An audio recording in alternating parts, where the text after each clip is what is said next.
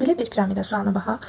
Deyir ki, hündürlüyü 24 olan piramidanın yan üzünün oturacaq müstəvisinə əmələ gətirdiyi ikiyüzlü bucağın sinusu 10/12-dir. Deməli, dördbucaqlı piramida çəkək. Düzgün dördbucaqlı deyirsə, əgər düzgün dördbucaqlı, yəni oturacaq kvadrat başa düşürük. Sonra hündürlüyü 24-dür. Hündürlüyünü çəkək. Düzgün dördbucaqlı piramidamızın hündürlüyü yan üzünün oturacaq müstəvisinə əmələ gətirdiyi ikiyüzlü bucaq dedikdə, yan üzün hündürlüyünü çəkirik.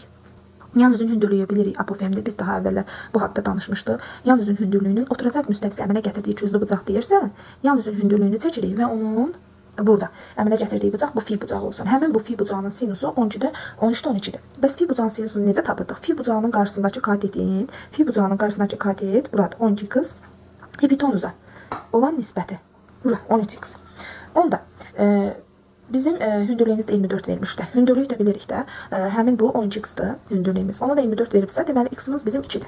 X-imiz 2-dirsə, deməli 13x-də onda olacaq nə? 26. Deməli apofemimiz 26-dır. Yan üzün hündürlüyü apofemdir. Burada bizim 13x-imiz apofemimiz olur. Oldu 26.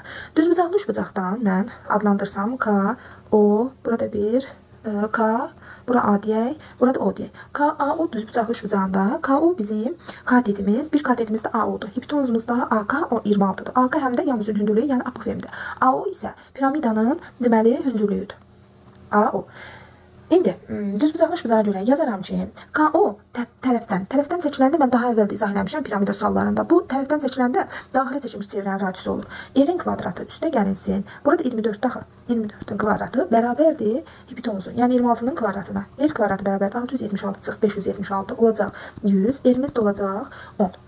Deməli, daxilə seçilmiş çevrənin radiusu 10-dur. Bu daxil düzgün dördbucaqlı deyil. Hansı figur sayılır? Kvadrat. Kvadratın daxilə seçilmiş çevrənin radiusu bilirik. Axı tərəfin yarısıdır. Deməli, bizim tərəfimiz olacaq 20. Bu da belə. Sonra bizə deyirdi ki, yan səthinin sahəsini tapın. S-yan bərabərdir. Bilirik ki, S-yan bərabərdir. Piramidada 2-də 1 P oturacaq vurulsun H apofemə. 2-də 1 oturacağın perimetrə. Oturacağın tərəfini tapdıq axı. Oturacağın tərəfi bizdə oldu 20. Onda perimetr olacaq kvadrat olduğuna görə 4 vur 20 80. H apofemimiz də bilirik. AK bizim apofemimiz idi. Yan üzün hündürlüyü. AK-da 26-dır. Vur 26. 80 inci gedir 40. 26-nı da 40-a vuranda olacaq cavabımız 1040. Oldu cavabımız 1040.